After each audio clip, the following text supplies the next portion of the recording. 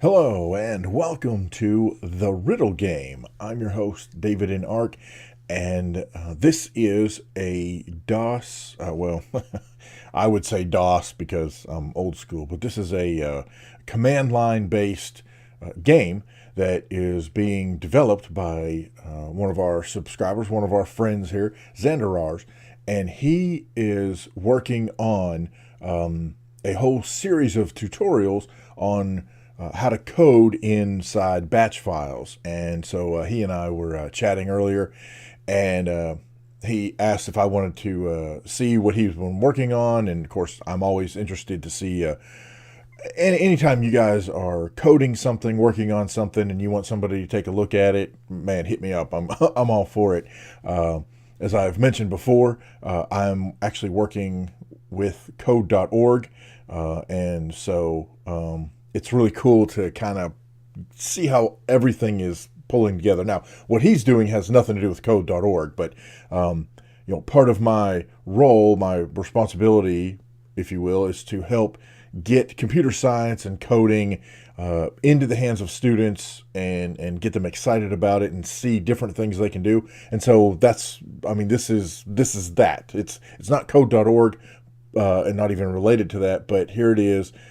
We've got somebody who's interested in learning coding. He's teaching himself how to code, and at the same time recording videos showing tutorials on what he learned. It's really cool. I can't give you a link to this game itself. This is, he calls it alpha. I would almost say pre-alpha because it's definitely a work in progress. But I will put a link to his channel in the description so that you guys can go out there and you can check out some of the coding tutorials on how to do things in batch files. So it's very, very cool. As we get in here, first of all, we have no points because I just started the batch file. Welcome to the riddle game. Basically, I'm going to give you riddles and you have to solve them. So there you go. There is a save file. So that's one of the tutorials, is how you create a save file from a batch and then how you can write to it and also read from it. So it's very cool stuff that's going on, and the things that he's learning and sharing with everybody on his channel. So we can play the game. We can have some instructions. So for the sake of argument, let's take some instructions. All right, so I'll give you a riddle, and you have to type in a number. So it's pretty simple. So there you go. All right, now we have to start at the beginning. All right, so let's start at the beginning. We don't have any points. I'm not going to load points or any of that kind of stuff. So let's play the game. All right. Okay, here goes the first riddle. If I was 4 and my sister was half my age, how old is she? Yes, you know the answer, right? I feel like Dora the Explorer, right? So, or Blue's Clues, right? So, I'm 4, my sister's half my age. It's not a trick question. She's 2, all right? So you notice I typed in my answer and it told me, hey, that's correct. Now I just turned 100. How old is my sister? So in my brain, if I'm thinking, well, half, then I would type in 50, which is a wrong answer. Okay, so I'm just going to let you know now, that's not the correct answer. But let me see what happens if I put in a wrong answer. Oh, well, it dropped out. Again, it's early, it's pre-alpha, so let's just try this again. All right, I don't know. Okay, so definitely some error handling issues there, but those will get worked out. All right, so oops, I didn't mean instructions. What am I doing? I'm trying to play the game, man. All right, so if I was 4, then she would be 2, and I just turned 100. Okay, we already know the wrong answer side doesn't work, so that's definitely some debugging that needs to happen within the code. Figure out why the wrong path, not the wrong path, but the path for choosing the wrong answer didn't go as expected.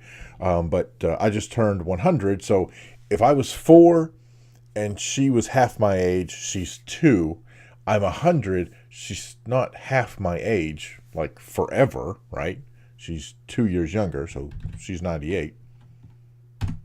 Yay, that's correct. And I got a point. So you notice here I have a point. So if I want to, I can save my point And so now it will save it, and I have a point and it saved it off. So now here's the second riddle, a 7-letter word containing thousands of letters.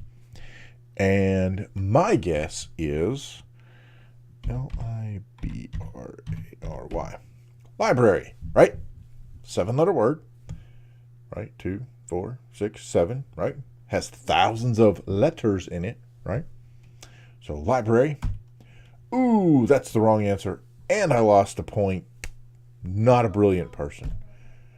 And so the answer here would be mailbox, because it's a 7-letter word, and of course it has thousands of other kinds of letters. So mailbox is the answer. Yay, I beat the second riddle, and I got a point. You see my point score went up by 1, and so now I have 1 point. All right, what has one eye but can't see, and people can see you through it? Did you get that? All right, so what has one eye, it can't see, but people can see you through it? Now, my guess is a needle. And when I press enter, it doesn't do anything, so I don't know what that means. Let's see what happens here. Okay, I got a point, and it says I beat the third riddle. So, according to this, the answer is needle. We're going to look at that in just a second. All right. Press any key to continue. This takes you to the prompt for the fourth riddle. However, this actually, when I close out, or when I press enter to continue, it closes out. Okay, so the game exited after the prompt for the fourth riddle, but that is also where the game actually ends. So that's not a flaw. That's just where that's as far as he's gotten in the coding. So now remember, I had typed the word needle because the needle has an eye and people can see you through it. However, if I go back to play the game, how old is she? 2. How old is she? 98. Mailbox has all the letters. Got the second one. Okay, so the correct answer here, though, is actually camera. It has an eye. It can't see. People can see you through it. So there you go. Congrats, you beat the third riddle, and I got 3 points.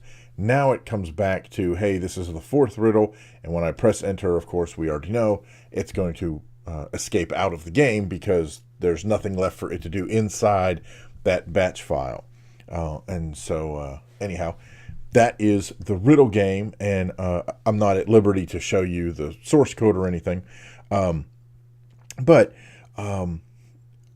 it's very cool, the things that you can do with batch files, with pointing to different places within the batch file. You can create games that you can share with your family and friends and whoever else you want to share them with.